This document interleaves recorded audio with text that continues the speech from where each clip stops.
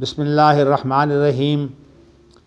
حدثنا موسیٰ عن ابراہیم حدثنا ابن شہاب عن عبید اللہ ابن السباق ان زید بن ثابت وقال اللیث حدثنی عبد الرحمن بن خالد عن ابن شہاب عن ابن السباق ان زید بن ثابت حدثه قال ارسل الی ابو بکر فتتبعت القرآن حتی وجدت آخر سورۃ التوبۃ مع ابی خزیمۃ الانصاری لم اجدها مع احد غیرہ لقد جاءکم رسول من انفسکم عزیز علیہ ما عنتم حریص علیکم بالمؤمنین رؤوف الرحیم فإن تولوا فقل حسبی اللہ لا الہ الا ھو علیہ توکلت وہو رب العرش العظیم۔ یہ امام بخاری جس عنوان کے تحت یہ احادیث لا رہے ہیں وہ عرش کا عنوان ہے، تو اس لیے جتنی بھی روایات ہیں ظاہری طور پر یا باطنی طور پر عرش کا اس میں ذکر آنا چاہیے۔ باطنی میں نے اس لیے کہا ہے، بسا اوقات ایک چیز جو ہے وہ الفاظ میں نہیں ہوتی لیکن مفہوم میں جب غور کیا جاتا ہے تو مانوی طور پر جو ہے وہ بات اس میں پائی جاتی ہے۔ تو چونکہ جو دلیل ہے وہ ضروری نہیں کہ وہ ظاہری ہو، بلکہ ظاہری دلیل کو تو علامت کہا جاتا ہے، اور جو اصل میں دلیل وہ ہوتی ہے جو ہو ہی مانوی، اسی لیے علامت کہا جاتا ہے۔ اور جو دلیل ہوتی، مثلا ابھی امام بخاری کا جو طریقہ کار ہے نا وہ دلیل اور استدلال کا ہے، یعنی امام بخاری جتنے بھی اجتہاد کریں گے نا وہ تمام دلیل اور اجتہاد کے نام سے کریں گے۔ اس سے معلوم ہوا کہ ظاہری جو ہوتی ہے وہ دلیل ہوتی ہے اور جو معنوی ہوتا ہے وہ استدلال۔ اچھا، امام شافعی نے یہ لفظ تو دو بولے ہیں کہ ایک ہوتی ہے نص صریح اور ایک ہوتی ہے دلالت، اور ویسے متاخرین نے بھی جو قیاس کی دو قسمیں کی ہیں، ایک قیاس علت ہے اور ایک قیاس دلالت ہے۔ تو کہنے کا قیاس علت کا معنی یہ ہوتا ہے کہ اس کی علت تو پتہ ہے، اور قیاس دلالت اس کو بولتے ہیں کہ اس کا جو نتیجہ ہے نا اس سے معلوم ہو رہا ہے کہ یہاں یہ چیز پائی جائے۔ تو خیر یہ باریکیاں تو متاخرین نے جو ہیں وہ پیش کی ہیں، لیکن ان کا اصل مقصود جو ہے وہ یہ ہے کہ اپنے گروہ کو جو ہے وہ تقویت پہنچانا۔ یہ بڑی خطرناک چیز ہے۔ اس وقت جو ہمارے اہل حدیث کے اندر صورتحال ہے وہ یہی ہے، ہم لوگ ایک فرقہ بن کر جو ہے وہ ہم نے مسائل محدود کر لیے ہیں، اور جب مسائل ہم نے متعین کر لیے، ذرا یہ بند کر دیں، مجھے ہوا نہیں اچھی لگتی۔ تو اس کا ہو یہ گیا ہے کہ ایک تحقیق ہے، کچھ علماء جو ہیں وہ اپنی اچھی شہرت کی بنا پر جو ہے وہ مقتدا قرار پا گئے ہیں، اور اب چند ایک مسائل جو ہے وہ ہو گئے کہ یہ اہل حدیث کا مسلک ہے۔ اب اس کے بعد کوئی آدمی جو ہے وہ تحقیق کے نام پر کوئی بات اگر کرے تو اس پر فتوے لگاتے ہیں۔ تکلیف سے بات جو ہے وہ یہ ہے کہ اگر علماء کا آپس میں اختلاف بھی ہو، وہاں بھی صورتحال یہ ہے کہ تقسیم ہو جائیں گے۔ اب یہ جو مسئلہ ہے خاص طور پر مولانا ثناء اللہ امرتسری کا اور غزنوی خاندان کا، اس کے اندر یہی الجھن ہے کہ غزنوی خاندان کا اثر رسوخ پنجاب میں تھا، اور مولانا ثناء اللہ صاحب کا جو اثر رسوخ ہے پورے ہندوستان میں تھا، اور جب پنجاب میں جو ہے غزنوی خاندان کا جو مقام تھا وہ بھاری ہو گیا تو مولانا ثناء اللہ صاحب نے جو ہے وہ ہندوستان کے اندر علماء کی حمایت جو ہے وہ حاصل کر لی، بلکہ یہاں صورتحال یہ بنی کہ انہوں نے اپنا ایک دفتر جو ہے برائے نام مسجد مبارک کے اندر قائم کر لیا لاہور میں۔ تو لیکن پنجاب میں صورتحال یہ بنی ہے کہ بعد میں جب تنظیمی حالات بنے ہیں تو پنجاب میں تو تنظیم حدیث کے نام سے ایک اہل حدیثوں کی تنظیم بن گئی، اور مولانا ثناء اللہ صاحب نے وہ نام اتنا معروف نہیں تھا، اب بعد میں ہندوستان والے جو ہیں وہ اس کو کہتے ہیں کہ وہ اسی طرح معروف تھا، بلکہ وہ اس کو زیادہ معروف بناتے ہیں تنظیم الحدیث، چونکہ پنجاب کا بڑا حصہ تو آ گیا ہے اب ادھر پاکستان میں، اگرچہ پنجاب کا ایک حصہ جو ہے، حتیٰ کہ دہلی بھی جو ہے وہ پنجابی ہے، لیکن پھر بھی پنجاب کا جو اصل بڑا حصہ ہے نا، خاص طور پر امرتسر، گجرانوالہ، یہ وہ جگہ ہیں جہاں اہل حدیثوں کی تعداد بہت زیادہ ہے۔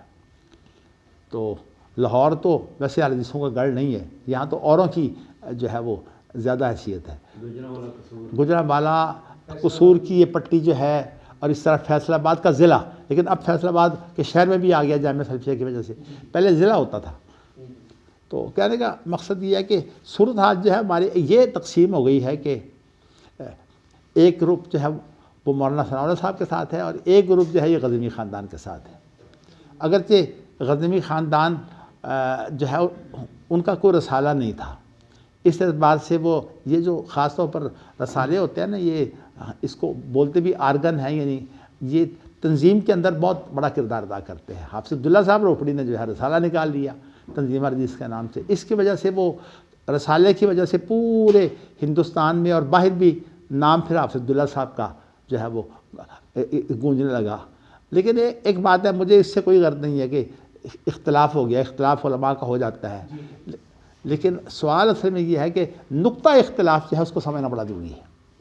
اور بلکہ میں حقیقت یہ ہے کہ اس وجہ سے نہیں کہ میرا ایک خاندان سے خونی تعلق ہے، میں پہلے دن سے ہی میرا مزاج جو ہے وہ یہ ہے کہ تحقیقی مزاج ہے، میں فرقہ بندی جو ہے نا اس کو ناپسند کرتا ہوں، اور خود اپنے آپ کو جو ہے وہ کسی ایک مسئلے میں میں یہ سمجھتا ہوں کہ بغیر تحقیق کے کسی کی بات ماننا جو ہے وہ وہی تقلید ہے۔ لیکن چلیے آپ نفس تقلید چھوڑ دیں، اب اہل حدیثوں میں جو ہے کیا سارے محقق ہیں؟ عوام اہل حدیث محقق ہوتے ہی نہیں، ان کا تو کام یہی ہے اپنے جو عالم دین ہے اس کے پیچھے لگے ہوتے ہیں۔ اور صورتحال بھی یہ ہوگی کہ اگر آپ یہ دیکھیں گے کہ عالم دین کا تعلق جو ہے وہ مولانا ثناء اللہ امرتسری کے گروپ سے زیادہ ہے تو وہ ادھر ہو جائیں گے۔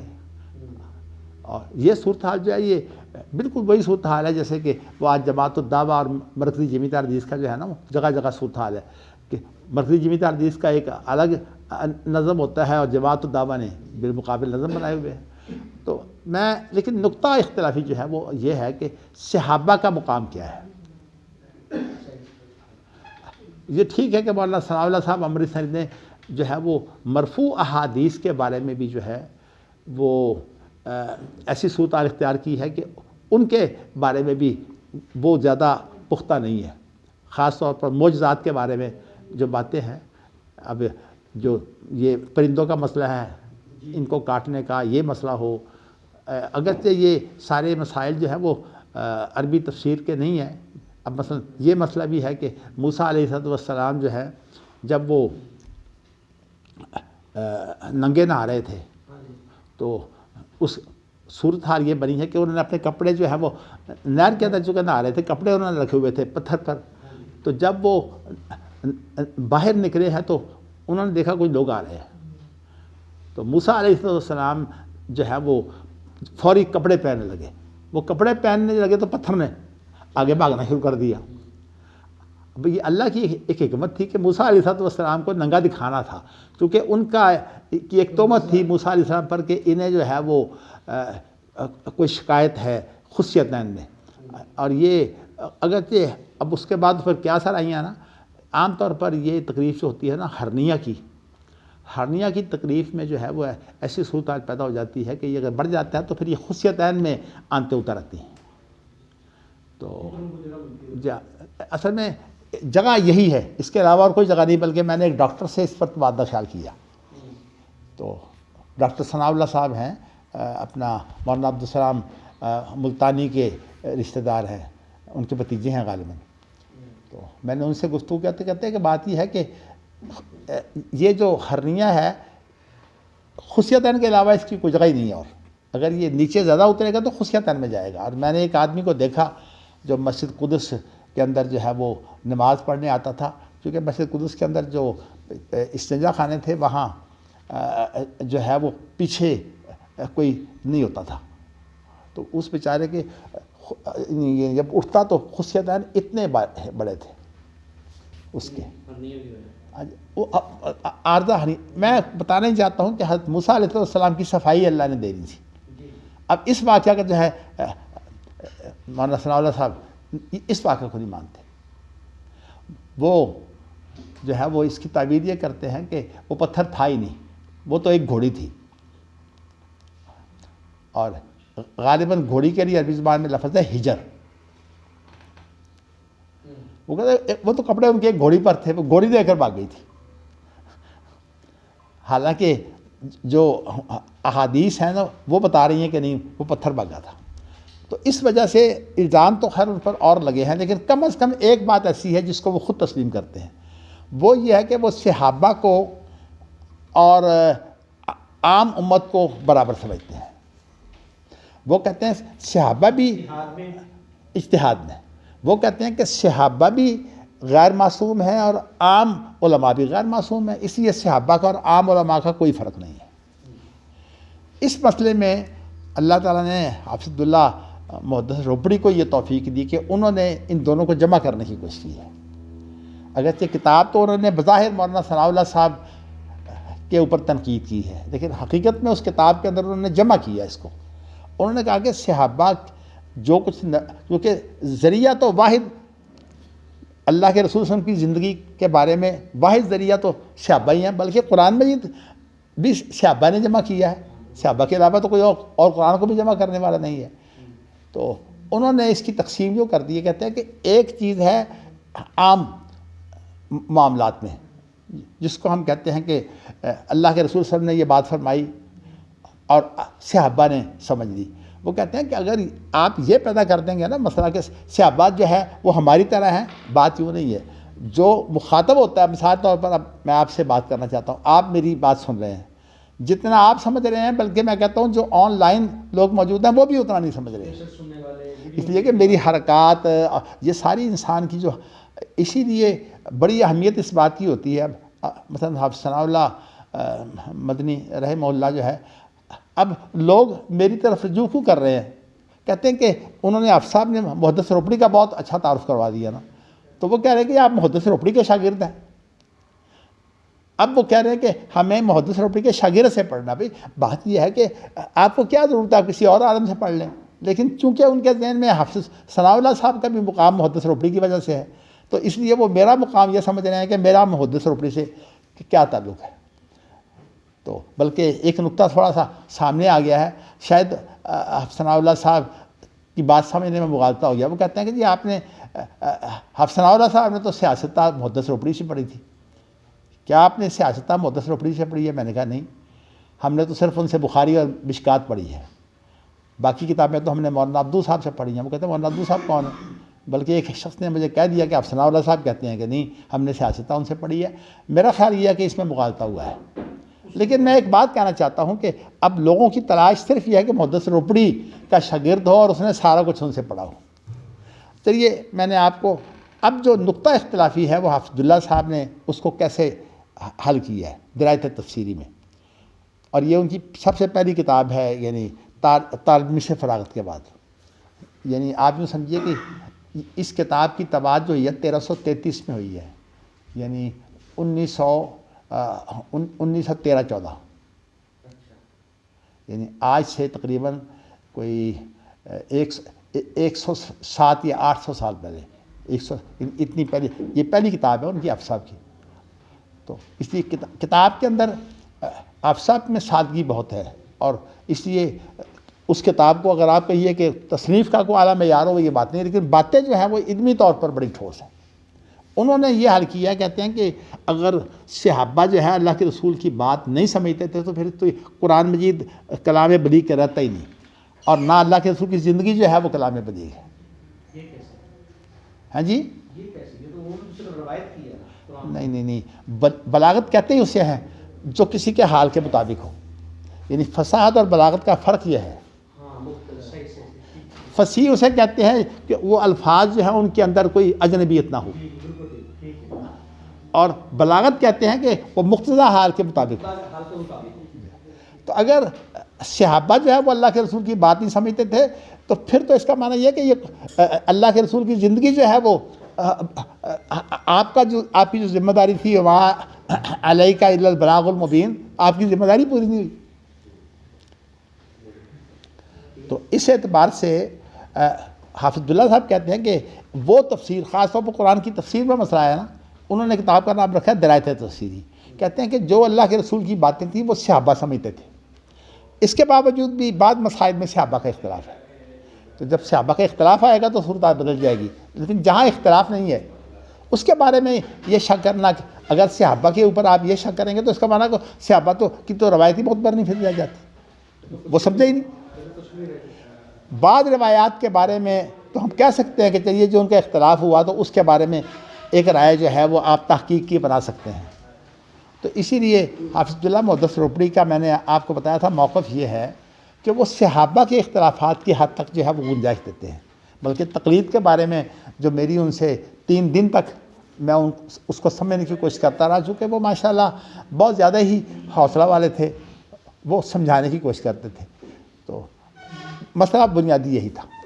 تو کہنے کا وہ کہتے تھے صحابہ کا اگر کسی مسئلے میں اختلاف ہے تو اس کے بارے میں فتوی بازی نہ کریں.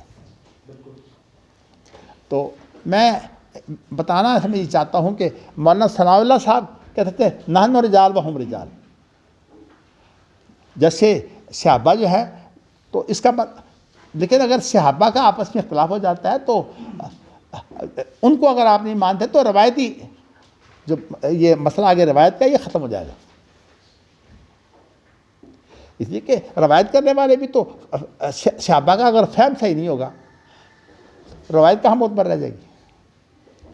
تو اس لیے کم از کم صحابہ کے فہم پر جو ہے وہ اعتماد ہونا چاہیے. ہاں جہاں کہیں آپس میں اختلاف ہو گیا وہاں آپ تحقیق کریں، لیکن یہ بھی کہنا غلط ہے کہ صحابہ معصوم تھے. صحابہ معصوم بھی نہیں تھے بھی ہماری طرح. لیکن اتنی بات ہے جیسے کہ ہمارے ہاں بھی جو براہ راست شاگرد ہوتا ہے اس کا جو معاملہ ہوتا ہے اور دوسرے لوگوں کے معاملے کا فرق ہوتا ہے. صحابہ کا اور ہمارا ایک فرق ہے. تو اس لیے حافظ عبداللہ صاحب نے ویسے تو کہا ہے کہ درایت اجتہادی جو ہے ہم اس کے پابند نہیں ہیں، اور درایت اجتہادی انہوں نے یہ مراد دی ہے کہ یہ جو کسی کلام میں غور و فکر کر کے جو فائدے حاصل کیے جاتے ہیں ان کو وہ کہتے ہیں درایت اجتہادی. مثال طور پر انہوں نے مثال دی ہے کہ ابو لہب کی بیوی کے بارے میں آتا ہے کہ وامرأتہ حمالۃ الحطب، اس کی جو بیوی جو ہے وہ ایندھن اٹھانے والی. تو کہتے ہیں کہ وامرأتہ جو ہے اس سے یہ نکلتا ہے کہ جاہلیت کے نکاح معتبر ہے. ٹھیک ہے، نکلتی ہے بات. اور یہ بات صرف یہاں نہیں ہے، بہت زیادہ ہے. بہرحال مولود لہ سے کتنے نقطے نکلتے ہیں کہ خاندان کا ذمہ دار جو ہے وہ باپ ہوتا ہے. بلکہ جو ماں ہے اس کے بارے میں تو یہ ہے کہ بہرحال وارث مثل ذالک، اگر مولود لہ موجود نہیں ہے تو جو اس کا وارث ہے وہ اس کی ماں کی کفارت کا بھی ذمہ دار ہے. تو یہ نقطے ہیں، لیکن یہ سارے اجتہادی نقطے ہیں. تو اس کا نام انہوں نے رکھا ہے درایت اجتہادی، کہ درایت اجتہادی جو ہے اس کے بارے میں آپ صحابہ سے اختلاف کر سکتے ہیں. یعنی گویا کہ انہوں نے اس حد تک مولانا ثناء اللہ صاحب کا ساتھ دیا ہے.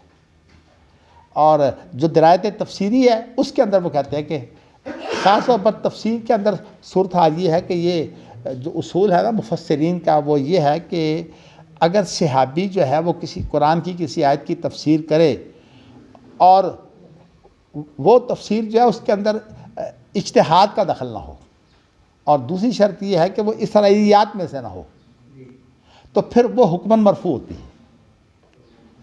یعنی مطلب یہ ہے کہ وہ تفسیر صحابی کی نہیں ہوتی بلکہ نبی اکرم، اگرچہ اس کے اندر وہ سارے اصول جو ہیں اصول تفسیر کے بسا اوقات جو ہے وہ مختلف قسم کے الفاظ ہوتے ہیں لیکن مراد ایک ہوتی ہے، وہ الگ اصول ہیں.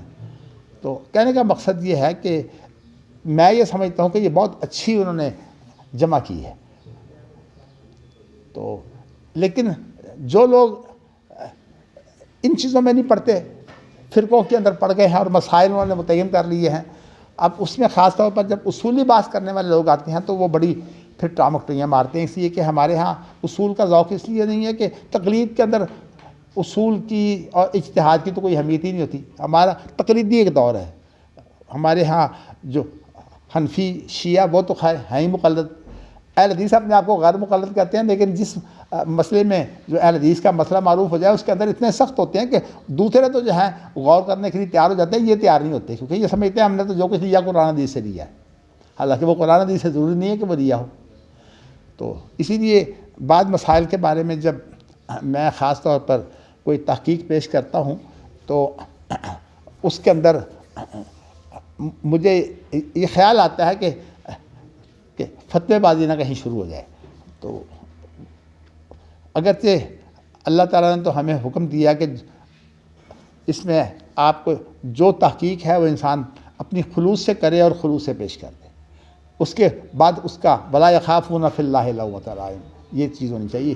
اسی لیے بعض چیزیں جو ہیں وہ، چلیے یہ روایت آپ کے سامنے آئی ہے، میں نے اصل میں گفتگو اس کے حوالے سے ہی کی ہے۔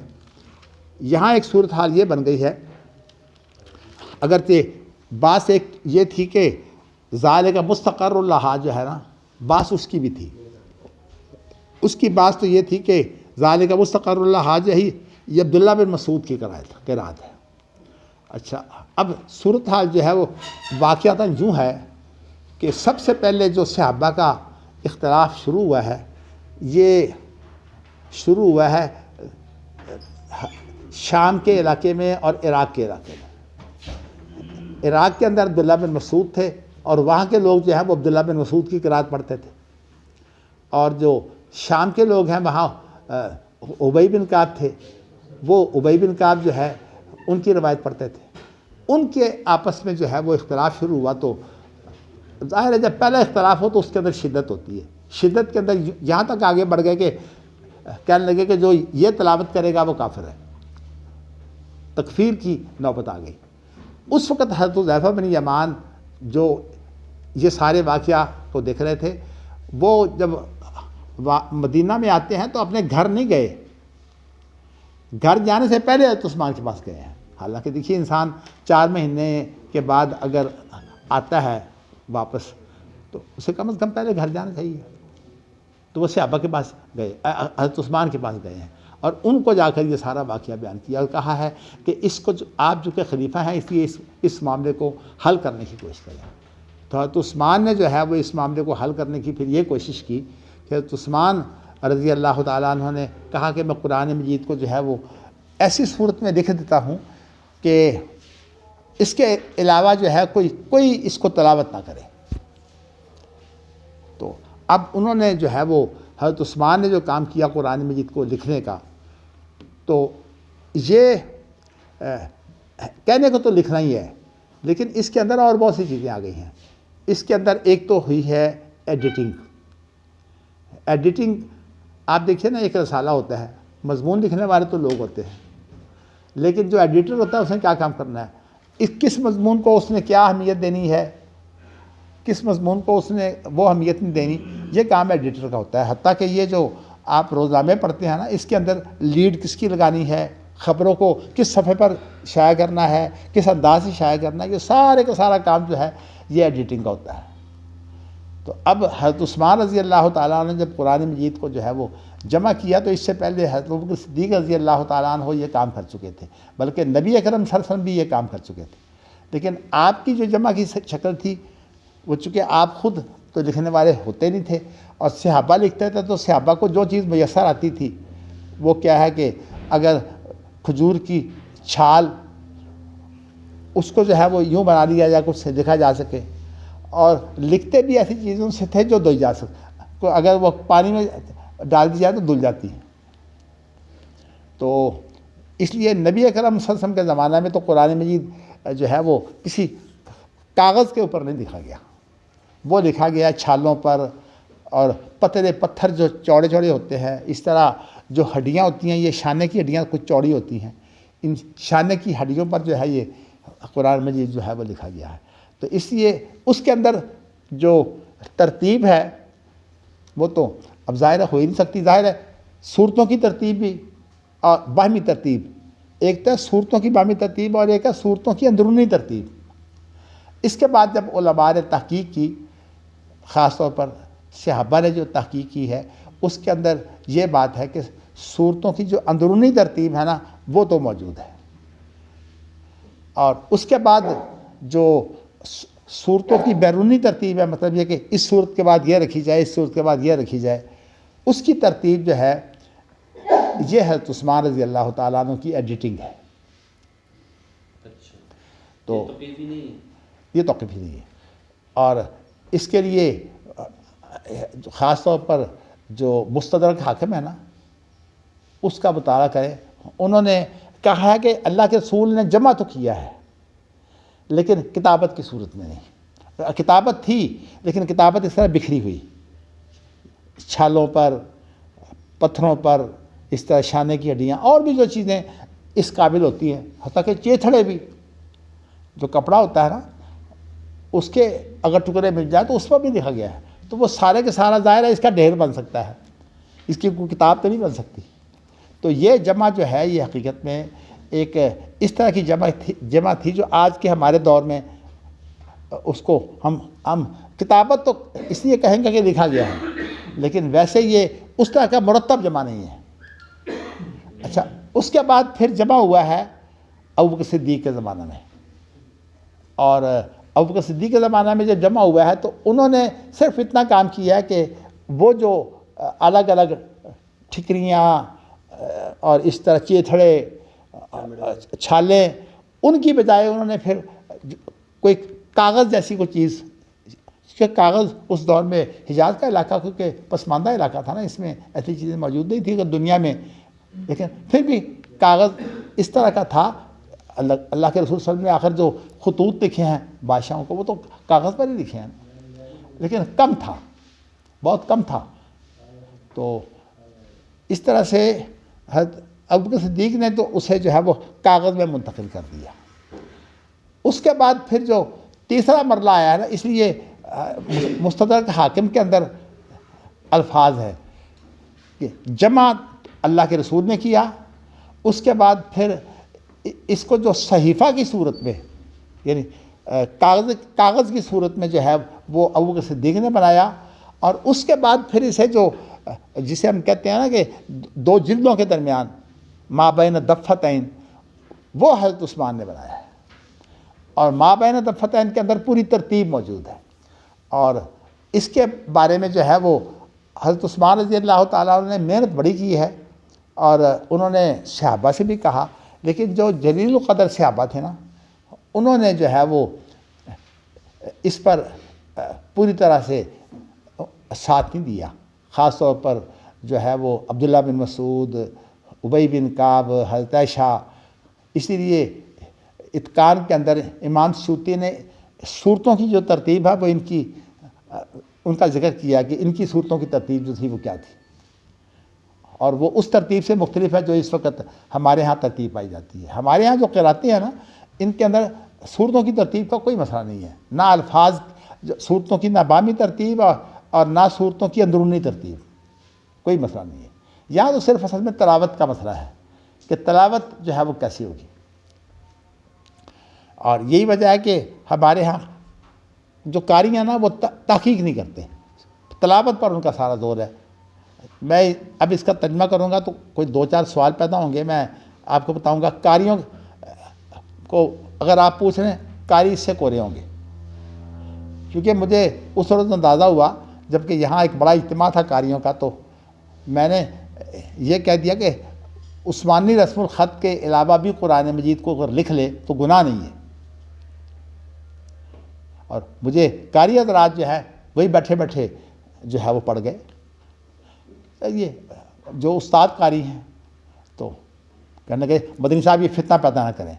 بھئی فتنہ، میں تحقیقی بات کر رہا ہوں، آپ علماء ہیں، یہاں آپ عوام ہیں نہیں۔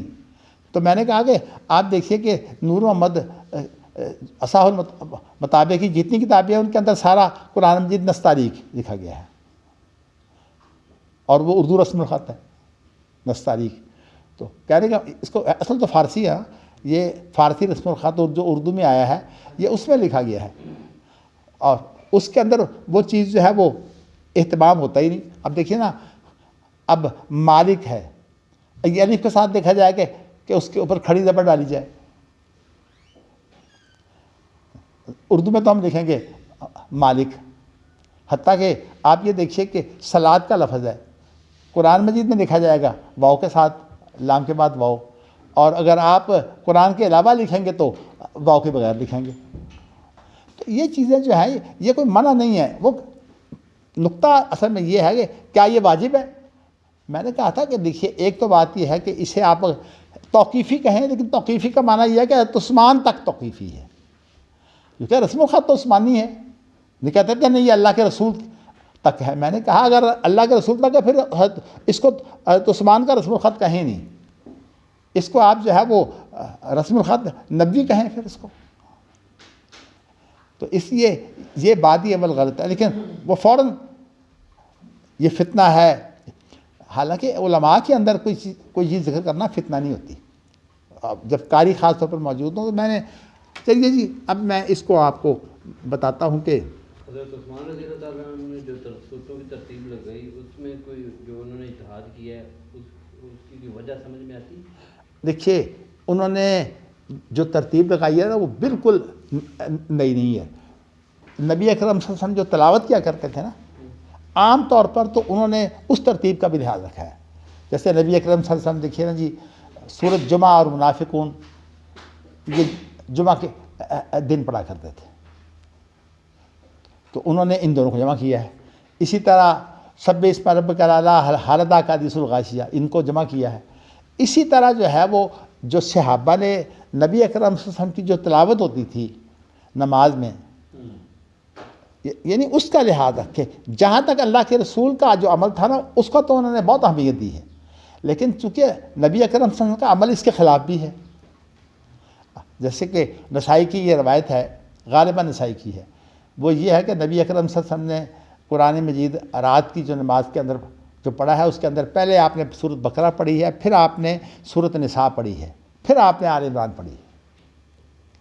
اب اس میں تو ترتیب اس سے مختلف ہے جو قرآن مجید میں اس کو پائی جاتی ہے. قرآن مجید میں تو آل عمران پہلے ہے اور نساء بعد میں ہے. یہ حضرت زید جو ہیں وہ آخری عرضہ اخیرہ جو تھا اس میں اللہ کے نبی کے ساتھ شامل تھے، چونکہ جمع وہ کر رہے تھے شاید اس کو انہوں نے سامنے رکھا. نہیں عبداللہ بن مسعود بھی شامل تھے. ہاں دونوں شامل ہیں. اس چیز کو انہوں نے سامنے رکھا ہو. دیکھو نا یہی الجھن بن رہی ہے نا. جا بنیادی بات سمجھ آ گئی. معیار ان کا رہا ہے کہ جس طرح رسول اللہ پڑھتے رہے ہیں وہ اس چیز کا خیال کیا. لیکن جہاں ایسی بات نہیں ہے پیدا ہوئی ہے، جیسے اب دیکھیے نا اس کا واقعہ جو آتا ہے وہ سورہ توبہ کا اور انفال کا مسئلہ پیدا ہوا. اچھا مضمون بھی تقریباً ایک ہی ہے. ہاں جی اجمال تفصیل. ہاں جی اجمال تفصیل. اچھا اب سوال پیدا ہوا کہ یہاں جو ہے بسم اللہ الرحمن الرحیم لکھی جائے کہ نہ لکھی جائے. تو چونکہ فیصلہ ویسے جمع قرآن کے بارے میں ہے تو عثمان فیصلہ عثمان کرتے تھے. جہاں کہیں ویسے تو اس کے اندر جو ہے وہ عبداللہ بن اس کے اندر عبداللہ بن مسعود ویسے نہیں ہے. ان 12 آدمیوں میں عبداللہ بن مسعود نہیں ہے. جی ہاں وہ کوفے میں تھے. تو یہ جو 12 آدمی ہیں جنہوں نے یہ جمع کیا ہے تو اس کے اندر حضرت عثمان اس کے ہیڈ تھے، لیکن زید بن ثابت جو ہیں وہ دونوں جگہ پر ہیں. ابو بکر صدیق کا جو جمع قرآن ہے وہ بھی زید بن ثابت نے کیا ہے، اور جو حضرت عثمان والا ہے وہ بھی زید بن ثابت نے کیا ہے. یعنی یہ اہم تھے. لیکن حضرت عثمان جو تھے وہ خود ہیڈ تھے، فیصلے وہ کرتے تھے. ابو بکر صدیق نے غالباً اس کی اس طرح سے نگرانی نہیں کی. انہوں نے جو ہے وہ حضرت زید کے سپرد کر دیا. ہاں حضرت عمر نے کی ہے. حضرت عمر نے کی ہے. جی حضرت عمر نہیں ہیڈ نہیں تھے لیکن نگران تھے ساتھ. کام اگر سے زید بن ثابت اور دوسرے لوگوں نے کیا ہے لیکن حضرت عمر ان میں شامل تھے، اس لیے کہ حضرت عمر کا ذکر آتا ہے بعض جگہ پر کہ مسائل پیدا ہوئے تھے تو اس کے بارے میں. چلیے میں اب سارے نقطوں کو حل کرنے کی بجائے آپ کو فی الحال تو میں جو ہے وہ اس روایت کے مطابق جو مسئلے پیدا ہوتے ہیں وہ چند ایک بتا دیتا ہوں. تو یہاں ایک پہلی بات تو یہ ہے کہ امام بخاری کی سندیں جو ہیں وہ 2 ہیں. ایک تو آپ نے حدثنا کے ساتھ بیان کی ہے، اور ایک اور جو ہے وہ روایت لے آئے ہیں کہ وہ یہ ہے کہ لیث بن سعد جو ہیں ان کی نئی سند ہے. اور دیکھیے نا پہلے جو ہے وہ آپ دیکھیے موسیٰ ابراہیم سے اور ابراہیم ابن شہاب زہری سے، اور یہاں کیا ہے لیث عبد الرحمن بن خالد سے، اور یہاں اور ابن شہاب یہ ویسے ہیں 3 آدمی، دونوں جگہ 3 ہیں۔ سند ہی ایک ہے، صرف اس میں لیث کا استاد دوسرا ہے بس۔ نہیں لیث تو اس میں ہے ہی نہیں، دوسری میں تو ہے، پہلی میں تو نہیں ہے نا لیث۔ پہلی میں نہیں ہے نا، پہلی میں یعنی کہ امام بخاری کے جو استاد ہے وہ موسیٰ ابن ابراہیم ہے، موسیٰ ہے نا۔ تو اب یہاں اچھا لیث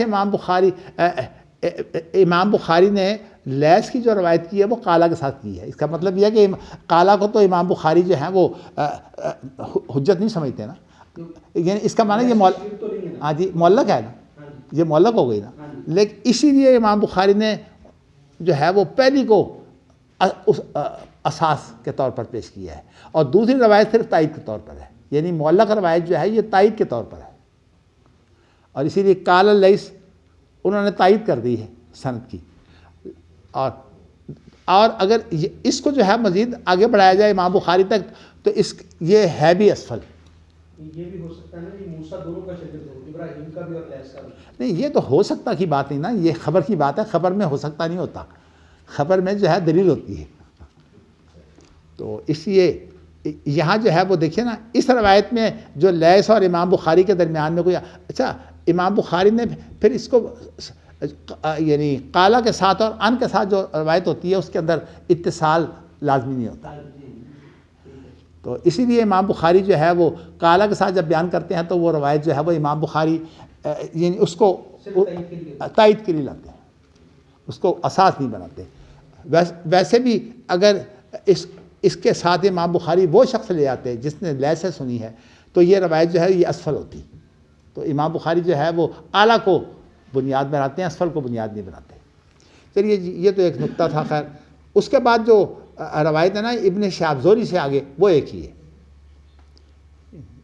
چلیے آگے یہ ہے کہ زید بن ثابت کہتے ہیں کہ ابو بکر صدیق نے میری طرف ایک آدمی بھیجا، تو ابھی انہوں نے اختصار سے یہ بیان کیا ہے کہ فتتبعت القرآن حتی وجدت آخر سورۃ توبۃ مع ابی خزیمۃ انصاری، تو میں نے جو ہے وہ محنت سے جو تلاش ہوتی ہے اس کو تتبع کہتے ہیں، تو میں نے محنت سے جو ہے وہ تلاش کر کے قرآن مجید کو جو ہے وہ تیار کیا۔ اس کے اندر کہتے ہیں کہ یہاں انہوں نے وہ شرط ذکر نہیں کی، وہ حضرت عثمان کے بارے میں تو شرط معروف ہے کہ انہوں نے یہ شرط رکھی تھی کہ میرے پاس جو ہے وہ کم از کم 2 آدمی ایسے ہونے چاہیے جن کے پاس جو ہے وہ تحریر موجود ہو، اور تحریر بھی جو ہے وہ ایسے تحریر نہیں، تحریر وہ ہو جو یعنی نبی اکرم صلی اللہ علیہ وسلم سے منظور شدہ ہو، کیونکہ جو تحریر منظور شدہ نہ ہو اس کی تو حیثیت ہی کچھ نہیں ہوتی۔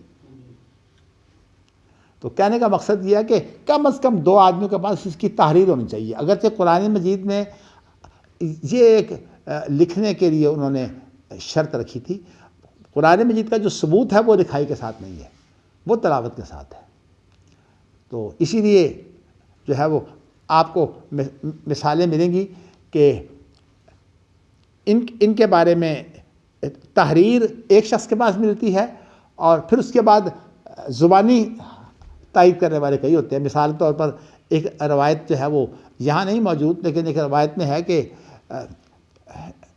خزیمہ بن ثابت انصاری کی بات ہے، تو حضرت عمر نے اس کی جو ہے زبانی تائید کی ہے، یعنی ان کو جو قرآن حفظ تھا اس کے اندر ان کو یہ آیت حفظ تھی، لیکن زبانی تائید ہے، تحریر انہوں نے پیش نہیں کی حضرت عمر نے، تو اس لیے تحریر صرف ایک شخص کی ہے، ابو خزیمہ انصاری کی، اور یہ ابو خزیمہ انصاری کے اگر اور نام معروف ہیں، لیکن ایک نام یہ بھی جو ہے وہ ناموں میں موجود ہے، حارث بن خزیمہ، تو اس لیے یہ نام ذرا چھوٹا ہے، اس لیے اس کو ذرا زیادہ شہرت مل گئی ہے، حارث بن خزیمہ۔ اور یہ جو ایک اور شخص ہے جو ذکر آئے گا اس کا نام ہے خزیمہ بن ثابت، یہ دونوں انصاری ہیں۔ تو کہنے کا مقصد یہ ہے کہ جب انہوں نے لکھنا شروع کیا تو حضرت زید بن ثابت نے، لیکن یہاں اس شرط کا اس لیے ذکر نہیں کیا کہ یہ شرط جو ہے یہ حضرت عثمان کی شرط تھی، چونکہ ابوبکر صدیق کا مقصد تو صرف جمع کرنا تھا، اس کی جو مزید تحقیق ہے وہ پھر بعد میں ہوئی ہے۔ تو انہوں نے جو ہے کہ یہ ابوبکر صدیق کے زمانے کی بات ہے ویسے، کہ انہوں نے ابو خزیمہ انصاری کے پاس جو ہے یہ صرف پائی۔ تو اب اس کے بارے میں جو الجھاؤ پیدا ہوتا ہے وہ یہ پیدا ہوتا ہے کہ ابو خزیمہ انصاری جو ہیں یہ عام صحابہ کی طرح ان کی شہادت ایک شخص کی شہادت ہے، جبکہ خزیمہ بن ثابت انصاری جو ہے نا اس کی شہادت جو ہے وہ 2 شخصوں کی شہادت ہے، یعنی وہ ایک اور واقعہ ہے۔ اس اور واقعہ کے نتیجے میں خزیمہ بن ثابت انصاری کے بارے میں تو اللہ کے رسول نے یہ کہا تھا کہ اس کی شہادت جو ہے وہ 2 آدمیوں کی ہوگی۔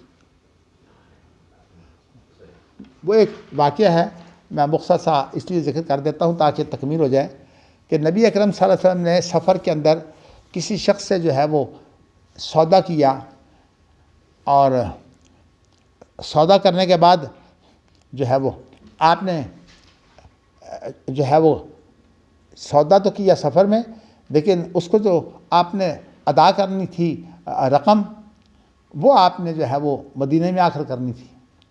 جب آپ رقم لینے گئے ہیں اپنے گھر میں، تو اب چونکہ مارکیٹ میں پہنچ گیا تھا، اب کئی اس کے خریدار اور تھے، اس کی بات جو ہے وہ کسی اور سے ہو گئی، اس نے زیادہ رقم دے دی۔ اب جب رقم دے دی تو اللہ کے نبی صلی اللہ علیہ وسلم جب آئے گھر سے رقم لے کر، تو اس نے کسی اور سے بات کر لی تھی، وہ کسی اور کو دے رہا تھا۔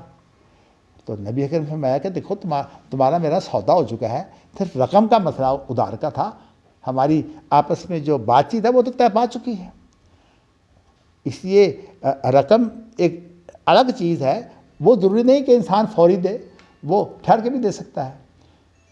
اس نے کہا جی سودا ہی نہیں ہوا۔ اب اس کے بارے میں جو ہے وہ نبی اکرم صلی اللہ علیہ وسلم کے پاس اس وقت گواہ کوئی نہیں تھا۔ اس وقت خزیمہ بن ثابت انصاری جو ہے نا وہ کھڑا ہو گیا، اس نے کہا جی میں گواہ ہوں۔ اس نے کہا جی کہ میں گواہی دیتا ہوں کہ اس کا سودا جو ہے وہ اللہ کے رسول صلی اللہ علیہ وسلم سے ہوا تھا، اور صرف رقم کی بات جو ہے وہ رہ گئی تھی، وہ یہاں آ کر مدینہ منورہ آ کر ادا کرنی تھی۔ اب یہ خزیمہ بن ثابت انصاری کا جو واقعہ ہے، نبی اکرم صلی اللہ علیہ وسلم نے اس وقت اس کی گواہی کی وجہ سے آپ کے حق میں فیصلہ آ گیا، لیکن بات یہ پیدا ہوئی کہ اللہ کے رسول نے اس سے پوچھا کہ تم نے گواہی کیوں دی، تم نے گواہی کیسے دی، تم تو وہاں موجود نہیں تھے۔ اس نے کہا کہ یہ آسمان کی خبریں آپ ہمیں دیتے ہیں تو ہم مانتے ہیں، ہم زمین کی خبر آپ کی نہ مانیں۔ تو اس سے معلوم ہوتا ہے کہ اگر شہادت جو ہے وہ اتنی پکی ہو، اس پر اعتماد کیا جا سکے تو گواہی دی جا سکتی ہے، خواہ انسان اس کے اندر خود موجود نہ ہو۔ خیر مسائل کئی نکلتے ہیں۔ دوسری بات یہ ہے کہ اللہ کے رسول نے فرمایا کہ خزیمہ گواہ تو 2 ہونے چاہیے تھے، لیکن ہماری بات بن گئی صرف تیری گواہی سے، لیکن تیری گواہی جو ہے وہ آئندہ 2 شخصوں کی گواہی ہوگی۔ تو اس بنا پر یہ خاص طور پر جو قرآن مجید کے جمع کی بات آتی ہے اس کے اندر آتا ہے کہ خزیمہ بن ثابت انصاری کی گواہی جو ہے وہ 2 آدمیوں کے برابر تھی، اس اعتبار سے ایک تحریر بھی کافی تھی۔ یہ بات خزیمہ بن ثابت انصاری کے بارے میں تو ہو جاتی ہے، لیکن ابو خزیمہ جو ہے جس کا نام حارث بن خزیمہ ہے، ابو خزیمہ تو اس کی کنیت ہے نا، تو اس کے بارے میں تو یہ بات نہیں ہے نا کہ اس کی گواہی 2 آدمیوں کے برابر ہو۔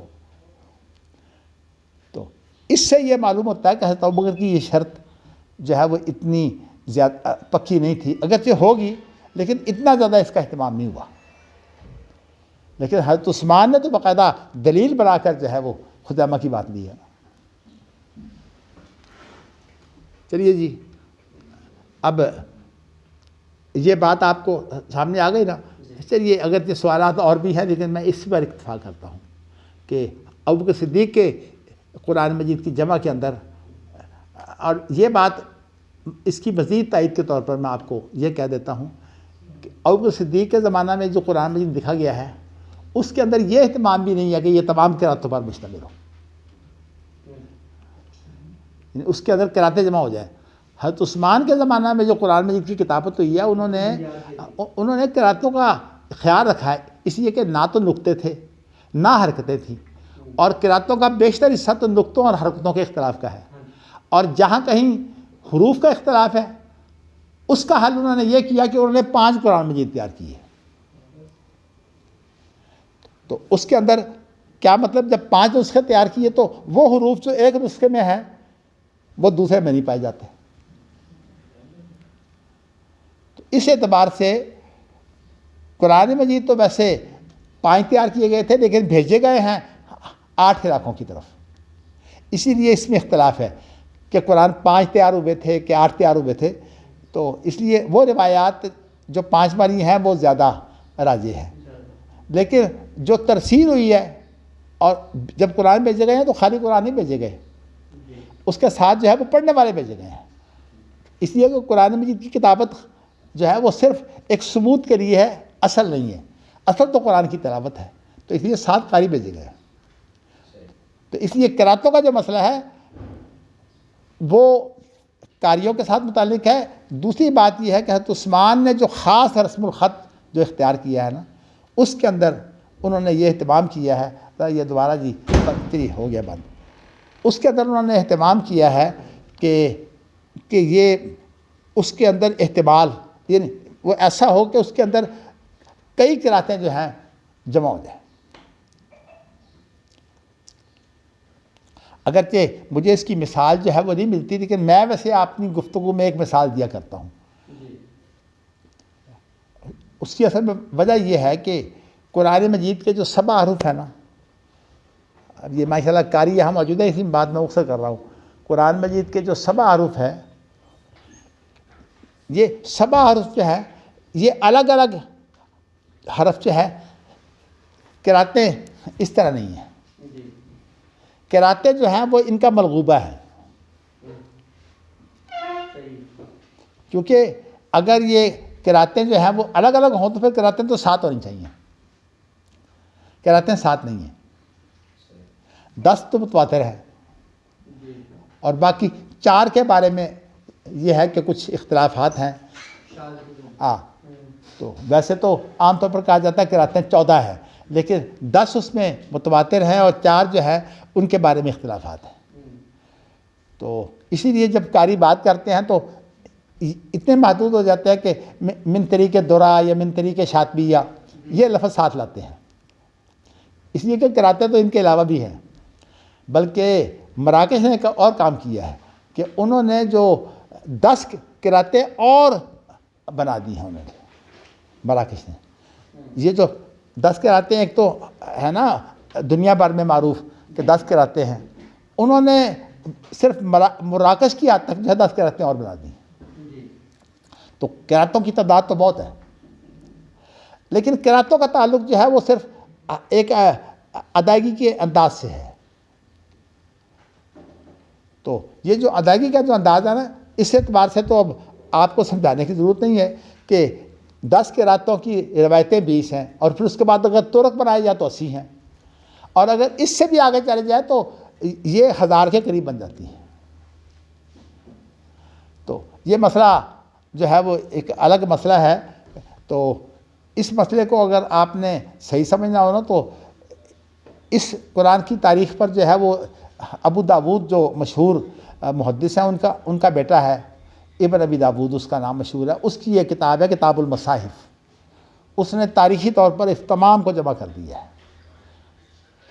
لیکن وہ کتاب المصاحف جو ہے نا، اس کی روایات ظاہر ہے کہ اس معیار کی ساری روایات نہیں ہیں. تاریخ ہے نا، تو تاریخ کے اندر وہ معیار نہیں ہوتا. اسی بنا پر کتاب المصاحف جو ہے اس کو بنیاد بنا کر مستشرقین نے بہت جو ہے وہ ہیرا پھیری کی کوشش کی ہے. لیکن الحمدللہ کام کرنے والوں نے اس پر بڑا بھرپور کام کیا ہے. یہ ایک تحقیقی مسئلہ ہے.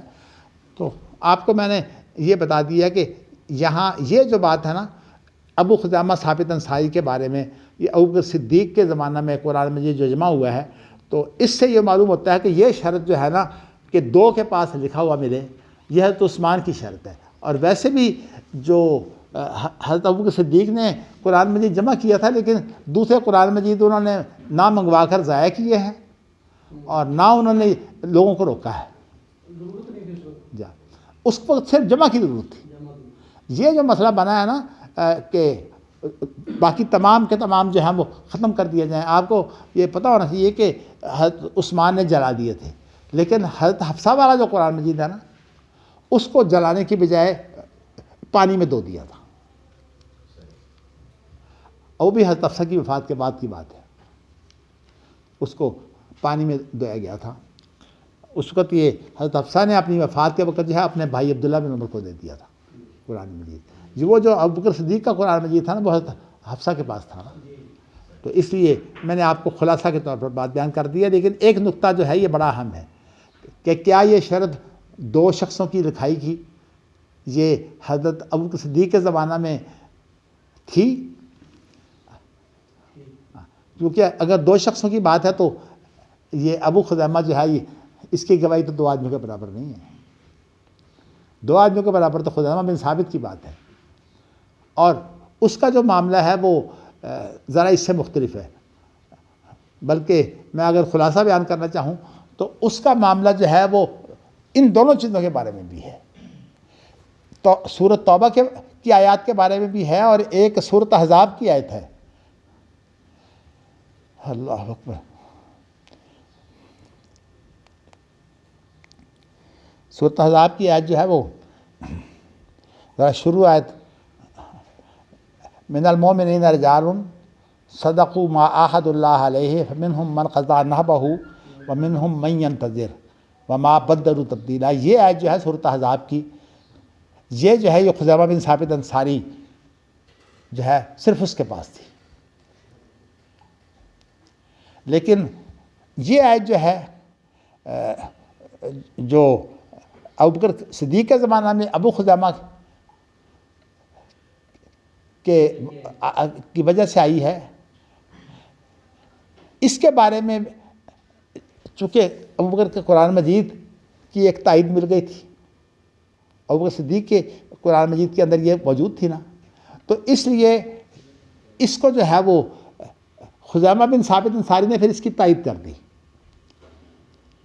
خزیمہ بن ثابت انصاری کی تائید اس وجہ سے ہوئی ہے کہ اس نے جو ہے وہ اگرچہ سورۃ احزاب کی آیت جو ہے وہ اس کے پاس سے ملی تھی لیکن اس نے اس کی بھی تائید کر دی.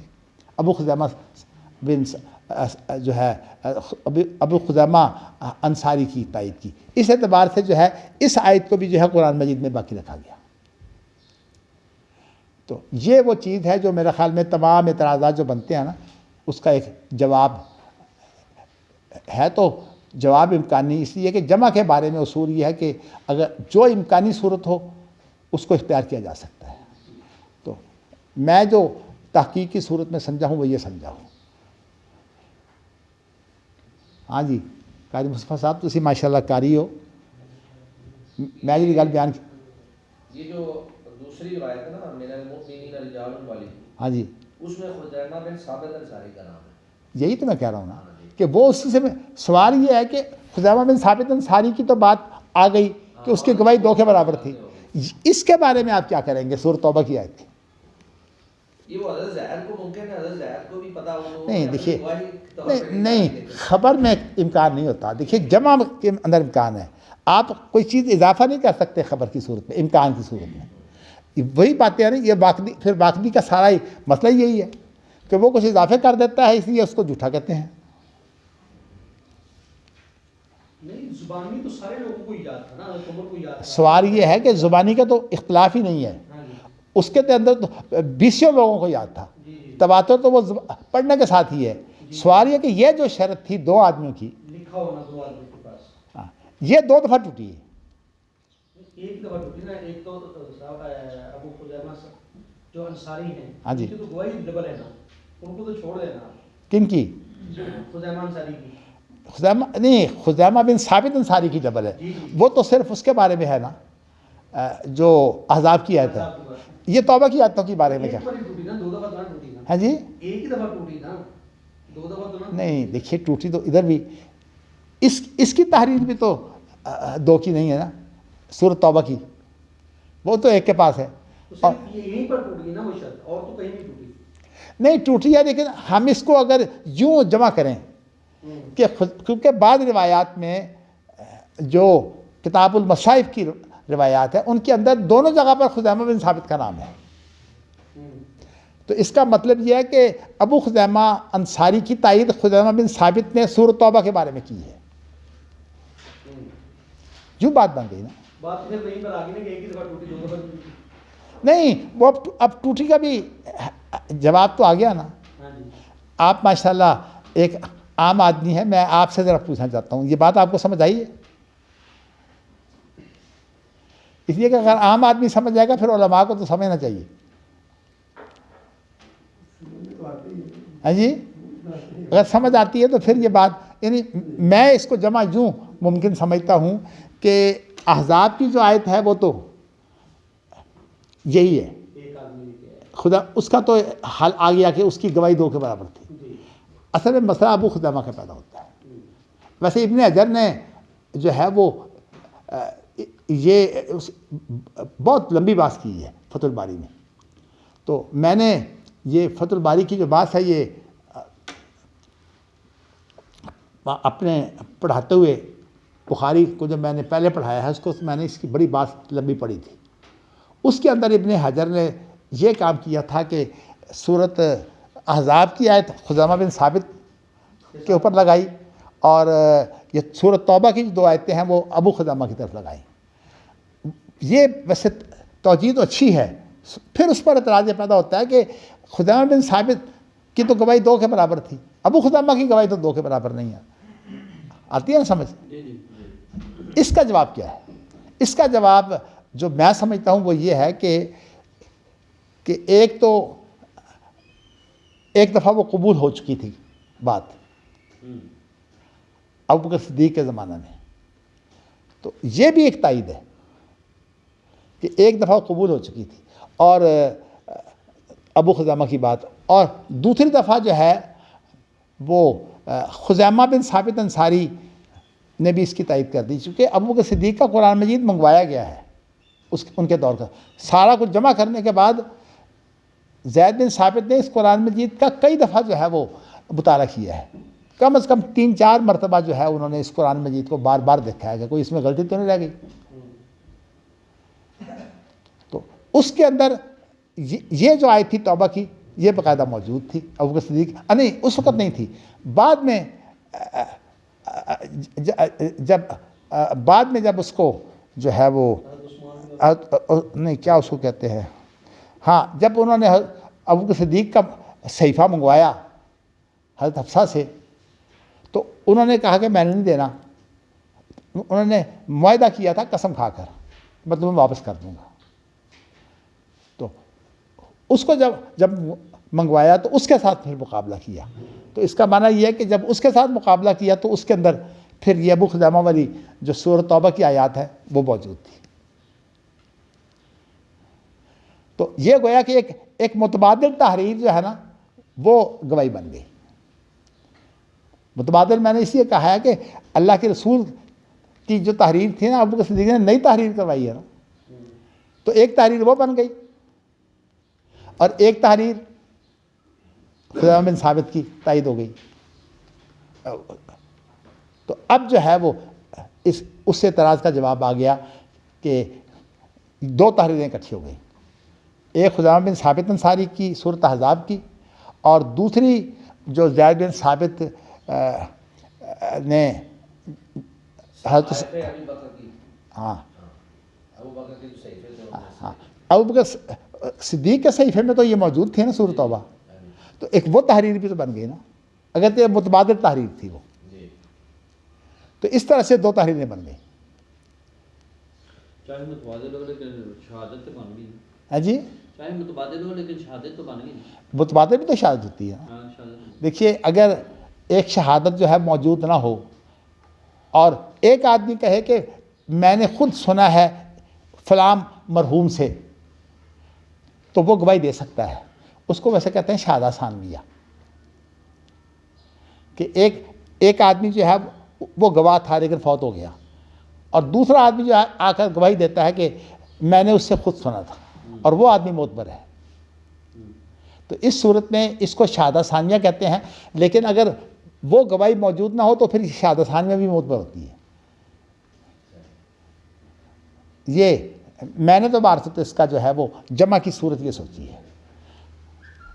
چلیے ایک اعتراض جو میں نے کیا تھا کم از کم اس کا تو میں نے جو ہے وہ حل آپ کو نکال دیا ہے. باقی دیکھیے یہ واللہ اعلم بالصواب. چلیے اب آگے بڑھتے ہیں. آگے تو خیر اس کی تائید ہے. اب امام بخاری نے وہ جو لیث کی جو روایت ہے نا جس کو سند کی تائید کے طور پر پیش کیا تھا، اب اس کی پوری سند بیان کر دی ہے. وہ یہ ہے کہ حدثنا یحییٰ بن بکیر حدثنا لیث عن یونس بہذا. اب دیکھیے یہ سند نئی ہے. نئی اس لیے ہے کہ وہ مسئلہ تو حل ہو گیا کہ لیث اور امام بخاری کے درمیان کون آدمی ہے، وہ یحییٰ بن بکیر ہے. لیکن نئی اس لیے ہے کہ لیث، یہ جو نئی سند ہے یحییٰ بن بکیر کی، اس کے اندر لیث یونس سے روایت کر رہا ہے، اور جو پہلی روایت تھی قال اللیث حدثنی عبد الرحمن بن خالد، وہاں اس کا شیخ عبد الرحمن بن خالد تھا.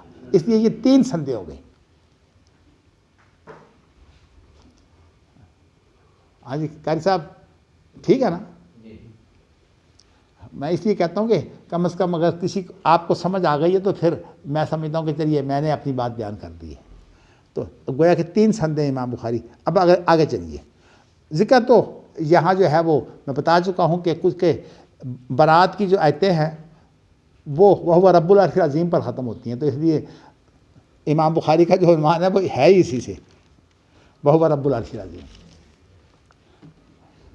چلیے جی اگلی حدیث ہے حدثنا معل بن اسد حدثنا وہیب عن سعید عن عنوان سے کیا تعلق ہوا ان دونوں روایات؟ کن دونوں روایات ہیں؟ یہ جو قرآن مجید کے متعلقہ ہیں، عرش کا تذکرہ ہے نا. عرش کا تذکرہ ہے نا، وہ رب العرش العظیم. سورۃ توبہ کی آیتوں میں عرش کا تذکرہ ہے نا. لیکن معنوی اعتبار سے کیا ہے اس کا اس کے ساتھ تعلق؟ کس کا؟ اس میں ظاہری طور پہ نہیں ہے نا، ویسے لفظی ہے کہ لفظ عرش کا آ گیا ہے تو اس کے نہیں، امام بخاری کا مقصد صرف اتنا ہے، انہوں نے صرف یہ ثابت کرنا ہے کہ اللہ کا عرش موجود ہے. اب روایات متنوع ہیں، انہوں نے ان روایات کے اندر عرش کا لفظ آ گیا ہے.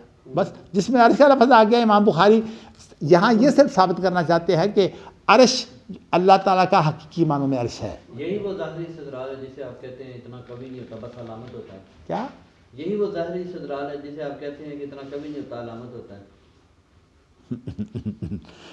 نہیں، میں نے علامت جو ہوتی ہے نا، بسا اوقات یہ جو دلیل ہوتی ہے اس سے زیادہ قوی ہوتی ہے.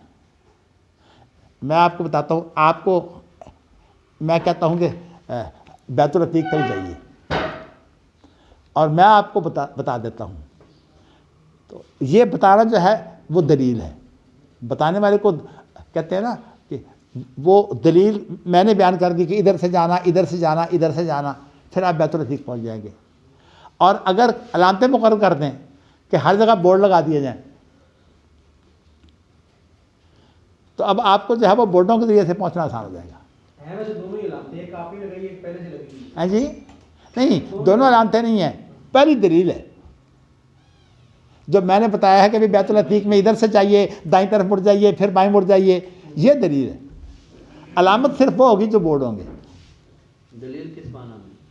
بھائی دلیل کہتے ہیں کسی چیز کو بتانا. لغوی معنی میں دے رہے ہیں. دلیل کا معنی لغوی ہے، یعنی دلیل کہتے ہیں اس کو ہے بتایا جائے. ایک دلیل کا معنی حجیت ہوتا ہے نا، اس بات کسی چیز کا. نہیں، میں اس کو حجیت کی بات نہیں کر رہا، وہ الگ بات ہے کہ دلیل حجت ہے، علامت حجت ہے کہ نہیں. تو اس لیے میں نے آپ کو یہ بتایا ہے کہ دلیل کا معنی ہوتا ہے صرف بتا دینا، اور علامت کا معنی یہ ہوتا ہے کہ اس کے لیے علامتیں مقرر کر دینا. اور آپ دیکھیں نا، جب بھی اس وقت آپ نے پتہ نہیں لمبے سفر کیے ہے کہ نہیں، میں تو بہت کرتا ہوں. ہم نے کسی کے ادارے میں جانا ہو تو ہم اس کو لوکیشن بھیج دیتے ہیں. ایک آپ کے موبائل میں آپ وہ لوکیشن کا مسئلہ آ گیا ہوا ہے, لوکیشن بھیج دیتے ہیں. اس لوکیشن میں جو ہے وہ ساری علامتیں ہوتی ہیں. ہاں مڑ جائے. اگر علامتیں ہوں گی بورڈوں کی تو وہ تو پھر وہ دلیل ہوتی ہے, پھر یعنی لوکیشن پھر دلیل ہوگی. لیکن اگر بورڈوں کی علامتیں ہوں گی تو پھر اس کو علامت کہیں گے. علامت اس نشان دیکھو نا, مینار پاکستان, دونوں ہی چیزیں. مینار پاکستان علامت ہے. دیکھیے مینار پاکستان علامت ہے. تو علامت وہ چیز ہوتی ہے جو دیکھنے کو نشانی ہو. قرآن مجید نے وعلامات وبالنجم ہم یہتدون, ستاروں کو علامت قرار دی ہے. پتلے علامت ہو جاتے ہیں. ہاں جی, پتلے علامت ہو جاتے ہیں. پتلے پتلے بنا لیتے ہیں نا. کس چیز کے؟ کیا کہتے نہیں, آپ کیا کہنا چاہتے ہیں, میں سمجھا نہیں. مثلا کسی کا وہ قائد اعظم کا پتلا اگر لگا دیا جائے, مجسمہ لگا دیا جائے, وہ علامت ہوتا ہے. اب یہ بتائیے نا, انہوں نے نیا مسئلہ پیدا کرنا ہے کہ اب پتلوں کی بات جو ہے وہ چل پڑے, وہ جائز ہے کہ نہیں. سوال ان کا ہمیشہ یہ ہوگا کہ بات سے باہر نکلو. پٹی سے. اچھا جی آگے پڑھیے. حدثنا معل بن اسد حدثنا وہیب عن سعید عن قتادہ عن ابی العالیۃ عن ابن عباس رضی اللہ عنہما قال کان النبی صلی اللہ علیہ وسلم یقول عند الکرب لا الہ الا اللہ العلیم الحلیم لا الہ الا اللہ رب العرش العظیم لا الہ الا اللہ رب السماوات ورب العرش الکریم. اب یہ روایت جو ہے وہ کہ اللہ کے رسول جو ہیں وہ جب آپ کو شدید کرب کہتے ہیں نہیں, دل کی بے چینی کو. ہاں یہ نفسیات, یہ کرب نفسیاتی تکلیف ہے.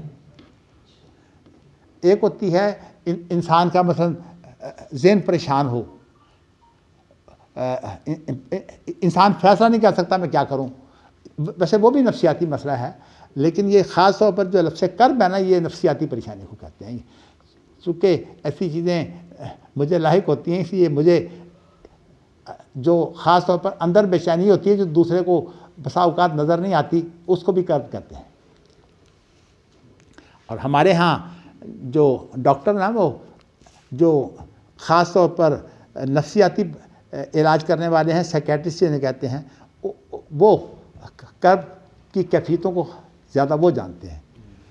چلیے میں نے یہاں سے اتنا بتانا ہے کہ اس حدیث کے اندر چونکہ الفاظ آ گئے ہیں, رب العرش العظیم کا بھی لفظ آ گیا ہے اور رب العرش الکریم کا بھی آ گیا, تو عرش کا ثبوت جو ہے وہ اس حدیث میں موجود ہے. تو امام بخاری کا مقصد یہی ہے کہ عرش جو ہے یہ ثابت ہے حدیثوں میں. چلیے اگلی حدیث ہے. حدثنا محمد بن, یہ عرش کو ثابت کرنے کے لیے 2-3 روایات ہی کافی تھی, بہت زیادہ لے آئے ہیں. چلیے کوئی فرق نہیں پڑتا. امام بخاری کا اصل میں مقصد یہ ہوتا ہے کہ کوئی چیز جو ہے وہ غریب نہ رہے, روایات اتنی جمع کر دیں کہ کم از کم ہم یہ کہہ سکیں کہ بھی ہاں کئی معید موجود ہیں. حدثنا محمد بن یوسف حدثنا سفیان حدثنا عن عمرو بن یحییٰ عن ابیہ عن ابی سعید الخدری عن النبی صلی اللہ علیہ وسلم قال النبی صلی اللہ علیہ وسلم یساقون یوم القیامت, یا یساقون زیادہ بہتر ہے. یساقون, آپ کے پاس یساقون ہے؟ اچھا یوم القیامت, چلیے یساقون بھی بن تو جاتا ہے. یساقون یوم القیامت فیضا انا بموسیٰ آخذ بقائمۃ من قوائم العرش. تو آپ نے فرمایا کہ یساقون یوم القیامہ, یہاں اصل میں فاعل جو ہے یہ مفہوم ہے, جو فاعل سمجھا جا سکے نا وہاں آپ اس کو حذف کر سکتے ہیں. جیسے آپ کہتے ہیں قال عز وجل, تو آپ نے اللہ کو حذف کر دیا ہے, چونکہ عز وجل جو ہے وہ بتا رہا ہے کہ ہاں جی یہ دلالت کر رہا ہے. اسی طرح یساقون جو ہے اگر اس سے مراد ہے کہ میدان معاشر کے اندر جو لوگ ہوں گے نا وہ تمام کے تمام جو ہیں یہ بے ہوش ہوں گے، یہ مطلب یہ ہے کہ موت کی صورت میں بے ہوشی ہو یا دوسری بے ہوشی ہو، یہاں صرف انسان مراد نہیں ہے، بلکہ اس سے مراد جو ہیں وہ بہت سے فرشتے بھی ہیں جو بے ہوش ہوں گے۔ تو اس اعتبار سے ذرا امام بخاری نے اسی لیے شاید اس کا فائل جو ہے یہ نہیں لائے۔ تو کہنے کا، لیکن آپ کو یہ بتاؤں کہ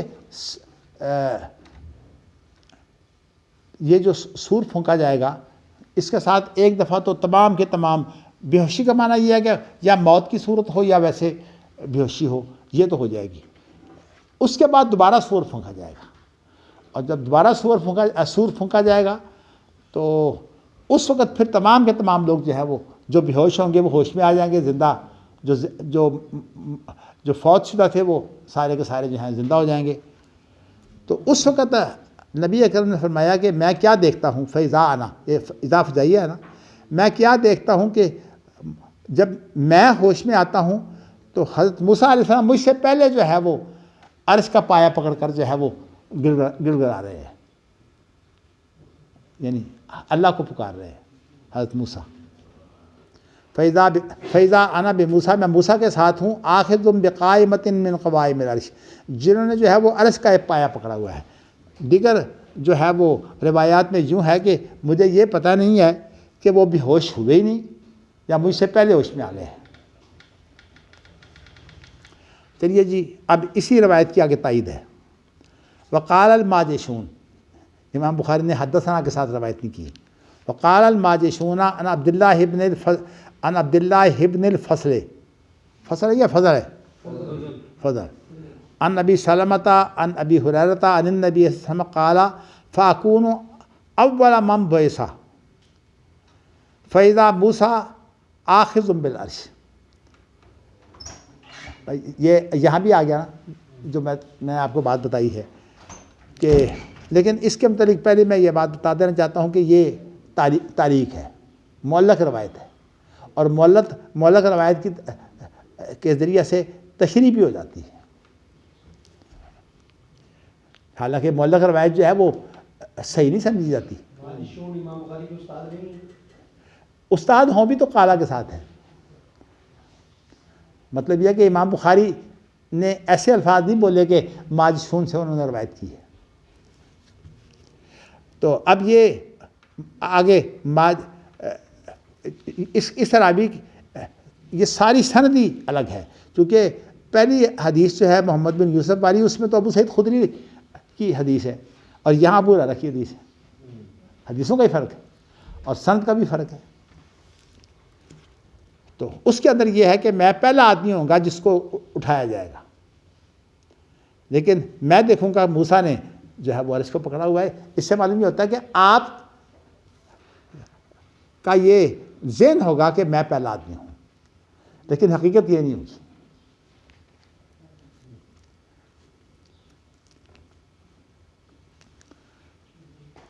چلیے جی۔